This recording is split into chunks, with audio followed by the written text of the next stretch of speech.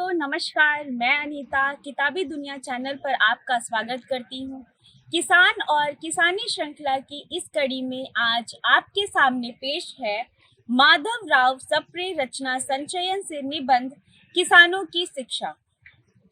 रोग प्रायः सभी को होते हैं, चाहे राजा हो चाहे रंक, चाहे स्वतंत्र हो चाहे परतंत्र। जो समर्थ है उसको हाथ पैर हिलाने में कोई रोक टोक नहीं। वे अपनी चिकित्सा की चिंता आप ही कर लेते हैं। इसके लिए वे पहले उपाय योजना करते हैं, नमूने के ढंग पर उसका प्रयोग करते हैं। प्रयोग करते समय जो कठिनाइयां उपस्थित होती हैं, उनको सरल करने की युक्तियां ढूंढ ली जाती हैं और अंत में परिणाम देखकर उसको सार्वजनिक स्वरूप दे दिया जाता है कि अमुक औषध अमुक रोग पर अमुक प्रकार से लाभदायक है। जो बात व्यक्ति की है वही समष्टि की, देश और राष्ट्र की है।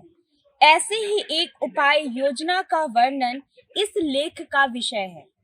डेनमार्क अभी नेपोलियन की टक्करों से संभला ना था कि बलाढ्य जर्मनी ने उसके स्लेस्विंग और हॉलस्टेन नामक परगने छीन लिए।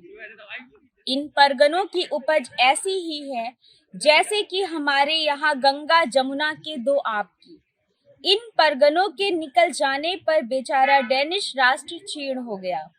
वहाँ के किसान निराश हो गए और भुखमरों की संख्या बढ़ने लगी। इस संकट से बचाने के लिए राष्ट्र ने अपने जमीन संबंधी कानून में इतना सुधार कर दिया, लगान इतना घटा दिया और तकावी देने की ऐसी व्यवस्था कर दी कि लोग आसानी से पड़ती जमीन उठा सके और भीख मांगना छोड़कर किसानी से पेट भर अन्न पा सके। किंतु इतना होने पर भी विशेष लाभ ना हुआ। खेती करने का यथेष्ट ज्ञान ना होने के कारण राजा और प्रजा दोनों के किए हुए प्रयत्नों में उपयुक्त सफलता ना हुई। इस कष्ट से बचने के लिए उपाय सोचे जाने लगे। अंत में उन्हें एक उपाय सूझ गया।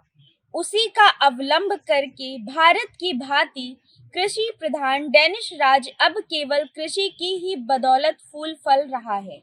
जब धरती का हक देने और खर्च के लिए धन देने पर भी उस देश की गरीबी दूर ना हुई, तब खोज करने से क्या ज्ञात हुआ कि जो गरीब पेट पालने के लिए खेती करते हैं पर उन्हें कृषि का यथेष्ट ज्ञान नहीं।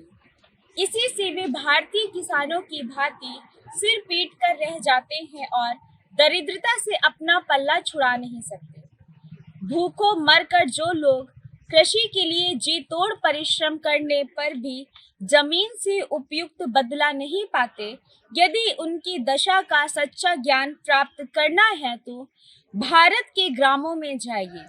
वहां इसका सजीव दृश्य आपको देखने को मिलेगा। इस अज्ञान से पीछा छुड़ाने के लिए डेनमार्क की सरकार ने देहातों में स्थान स्थान पर ऐसे मदरसे खोले जिनमें किसानों को उनके पेशे की शिक्षा दी जाए। इन मदरसों में शिक्षा पाने वाले सभी अवस्थाओं के लोग होते थे। जवानों की तो बात ही क्या, बुढ़े भी अध्ययन करने आते थे। उन्हें सिखाया जाता था कि अमुक फसल के लिए जमीन को अमुक रीति से जोतना चाहिए, अमुक बीज को अमुक ढंग से बोना चाहिए और अमुक खाद देनी चाहिए। यदि फसल में कीड़ा लग जाए तो अमुक प्रकार से उसकी रक्षा करनी चाहिए। दूध देने वाले जानवरों की हिफाजत अमुक ढंग से करनी चाहिए। दूध, दही, अनाज, फल और फूल आदि की बिक्री इस ढंग से करनी चाहिए, इत्यादि आदि। सबसे बढ़कर शिक्षा किसान लोग इस बात की पाते थे कि मिलजुल कर व्यवसाय कैसे किया जाता है। इन स्कूलों में जबरदस्ती शिक्षा दी जाने लगी, क्योंकि इनमें शिक्षा पाने के लिए जाने की अपेक्षा पेट के लिए 2 पैसे कमाने या कोई ना कोई व्यवसाय करने वाले लोग अपना काम छोड़कर इनमें अपने मन से थोड़े ही जाने लगे थे। राष्ट्र ने रोग को पहचाना और मरीज को जबरदस्ती दवा पिलाई, तब कहीं रोगी की दशा सुधरी। फल इसका यह हुआ कि अब वही क्षुद्र दरिद्र देश कुछ का कुछ हो गया। इंग्लैंड के एक प्रसिद्ध धनवान जमींदार ने डेनमार्क में जाकर वहां की खेती का और शिक्षा का आंखों देखा हाल लिखा है। आपका नाम है राइडर हैगर। आपका मत है कि डेनमार्क का अदना से अदना किसान नहीं मजदूर भी पूर्ण स्वतंत्र और निश्चिंत है। इंग्लैंड जैसा समुन्नत देश अंधे लूले लंगड़े आदि अपाहिजों का पेट सरकारी खजाने से भरता है, किंतु यह दशा डेनमार्क जैसे छोटे से छोटे देश में नहीं, वाणिज्य व्यापार में सबसे बड़े चढ़े जर्मन देश की राजधानी में 50,000 भिखारी अन्न वस्त्र विहीन घूमते फिरते थे। किंतु एक छोटे से डेनमार्क देश में अपनी छोटी सी कुटिया में स्वावलंबी आत्मविश्वासधारी और हट्टे कट्टे जवान तैयार होते हैं। खेती के विशेष कानून ने कोई 5,000 मनुष्यों को 2 वर्ष के भीतर स्वतंत्र किसान बना दिया है। अब यदि देखा जाए कि डेनमार्क के अशिक्षित किसानों की अपेक्षा भारत के किसान कितने शिक्षित हैं, तो उत्तर शून्य मिलेगा। पढ़ना लिखना तो दूर, ये फसल बढ़ाना, रोगों से उसे बचाना अथवा उपयुक्त समय में बेचना भी तो या तो भली भांति जानते नहीं, और यदि जानते भी हैं तो उसका उपयोग नहीं कर सकते। पढ़ने लिखने में वे निरक्षर भट्टाचार्य ही हैं। इस अज्ञता से वे तो दुख पाते ही हैं, साथ ही राष्ट्र भी पंगु हो रहा है। पानी बरसने में जरा भी देर हुई कि बेचारों के पैर उखड़ गए। एक फसल जरा सी बिगड़ी कि गाय बैल बिकने लगे। दिन भर परिश्रम करने वाले अपने परिश्रम का भरपूर बदला पाने के वास्तविक अधिकारी इतने छीड़ क्यों हैं? जो एक दिन दूसरों का पेट भरते थे, आज वही भूखों क्यों मर रहे हैं? हम इसके अन्याय कारणों का विचार अभी नहीं करते, सिर्फ यही बतलाते हैं कि इसके प्रधान कारणों में उनका अशिक्षित रहना भी एक बहुत बड़ा कारण है। यदि वे पढ़ना लिखना जाने, यदि वे अपने और जमींदार के संबंध को भली भांति समझें, यदि वे कर्ज लेने और कर्ज चुकाने के नियमों से परिचित हो, तो उन्हें पद पद पर उन बाधाओं से त्रस्त न होना पड़े जो जमींदारों, सूदखोरों, महाजनों, गांव के प्रभु पटवारियों और क्रूर कर्मचारियों की कृपा से भोगनी पड़ती है। पारस्परिक सहायता के अभाव में बेचारों को ना जाने कितना, कभी कभी तो मूलधन से भी अधिक ब्याज देना पड़ता है। जरा सी देर हो जाने पर जमींदार साहब की खुशामद करते करते प्राण निकल जाते हैं। फसल तैयार होने पर गांव का बनिया मनमाने भाव से उन्हें मूंढता है। इधर घर में फाके कशी की नौबत आती है। गरीब किसानों की अज्ञता से यदि कोई लाभ उठाता है तो सूदखोर महाजन, जमींदार और उसके कर्मचारी आदि। उनसे किसानों की रक्षा हो कैसे? उन्हें पेट भर अन्न मिले क्यों कर? अपने स्वत्वों से उनका परिचय हो किस ढंग से? जब तक किसानों में प्राथमिक शिक्षा का प्रचार ना होगा, तब तक उन्हें संसार की सामान्य बातों का ज्ञान ना होगा।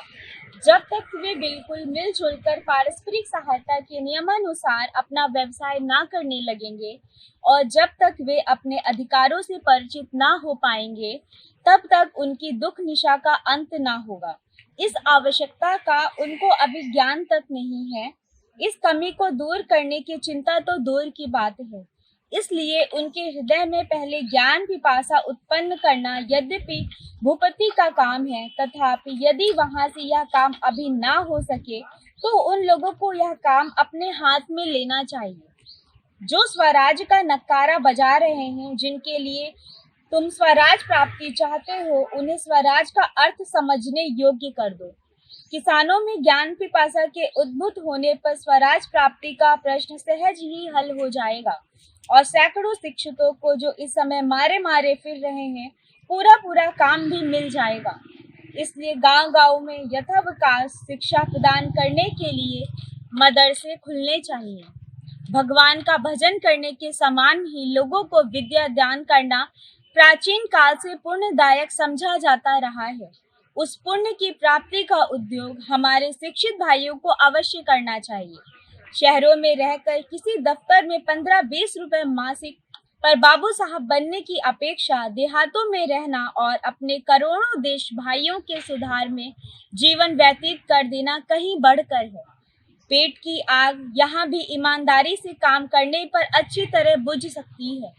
यदि आप परमार्थ मार्ग के मुमुक्षु हो तो स्मरण रहे कि वन में बैठकर समाधि लगाने से जो सुख प्राप्ति होती है वह जनता रूपी भगवान की सेवा करने से भी हो सकती है। मोक्ष का यह भी उपाय है कि लोगों का उद्धार अज्ञान पंख से किया जाए। यदि संसार में स्वार्थ ही स्वार्थ का राज्य रहेगा, अपने ही विषयानंद में यदि जिंदगी बिता दी जाएगी, तो मनुष्य की और विशेषता भारतीय मानव समाज की अपेक्षा ही क्या रह जाएगी। अपने किसान भाइयों की शिक्षा के लिए, अपनी जाति के सुधार के लिए, अपने देश के अभ्युदय के लिए और अपने राष्ट्र को ज्ञान संपन्न कर्मयोगी बनाने के लिए हमारे शिक्षित युवकों को उचित है कि वे अपने हृदय मंदिर के कपाट खोल दें, स्वच्छंदता पूर्वक सभी लोग ज्ञान लाभ कर सके। इसके लिए मुक्त हस्त होकर स्वार्थ का त्याग करें। यदि आवश्यकता हो तो भिक्षा मांग कर उदर निर्वहन करें और साहित्यिक त्याग के तत्व पर देहातों में अशिक्षित जनों में विद्या दान का महत्वपूर्ण कार्य आरंभ कर दें। बिना त्याग के देश संपन्न न होगा, बांधव ज्ञानवान न होंगे और दरिद्रता का दूरीकरण न होगा। इसलिए दूसरों के सुख को ही अपना सुख मानकर इस उद्योग में किसानों की शिक्षा में हाथ लगाना चाहिए, जिससे देश में सुख की सरिताएं बहें, राजा प्रजा सुखी होकर इहलोक तथा परलोक का कर्तव्य पालने में समर्थ हो। दोस्तों, अगर ये वीडियो आपको अच्छा लगे तो इसको लाइक करिए, चैनल को सब्सक्राइब करिए और अपनी राय कमेंट बॉक्स में ज़रूर लिखिए। धन्यवाद।